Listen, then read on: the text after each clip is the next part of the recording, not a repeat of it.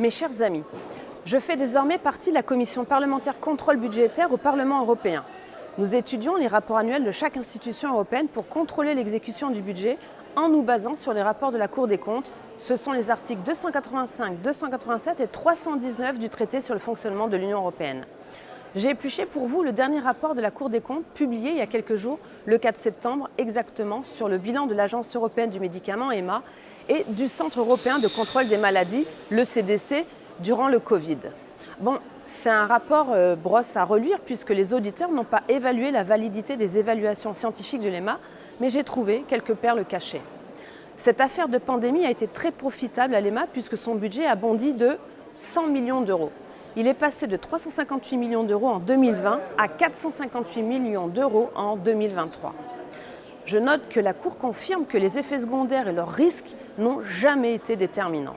Dans ses évaluations, je cite, l'EMA a tenu compte de la disponibilité limitée des traitements, de la gravité de la maladie et des taux d'efficacité des vaccins compris entre 70 et 95% pour émettre un avis favorable, même si la durée de protection et de l'efficacité contre la transmission était incertaine.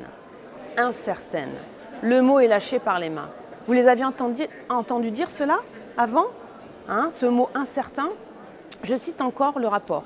La commission EMA et les chefs des agences du médicament ont également convenu qu'une certaine souplesse réglementaire s'appliquerait à partir d'avril 2020 aux essais cliniques, aux inspections à distance et à la prolongation de la validité des certificats de bonne pratique.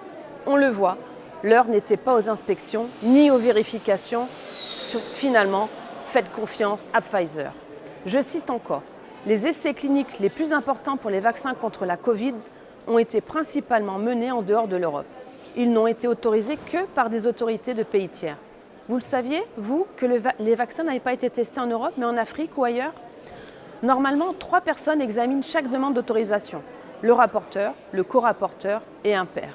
Mais en 2021, la Cour explique que l'EMA a décidé en 2021 de ne plus en avoir que deux examinateurs, voire un dans certains cas.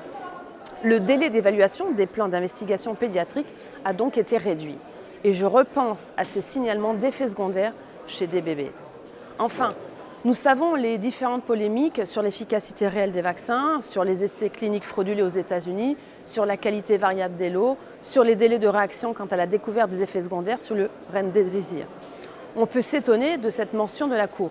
Nous avons comparé les versions publiques et internes des rapports publics d'évaluation et n'avons constaté aucune omission substantielle d'informations d'intérêt public sur la sécurité et l'efficacité des vaccins concernés.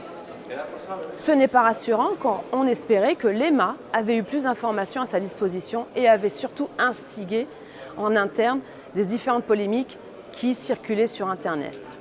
Pour l'autre agence, le CDC, la Cour note que le Centre européen de contrôle des maladies n'avait guère la capacité d'aider les États membres et que les données n'étaient ni compatibles ni comparables. Entre janvier 2020, je cite toujours ce rapport, et juin 2022, 11 fonctionnaires différents de l'ECDC se sont succédés au poste de responsable des urgences de santé publique. 11 responsables des urgences en 2 ans. C'est encore pire que nos 6 ministres de la Santé.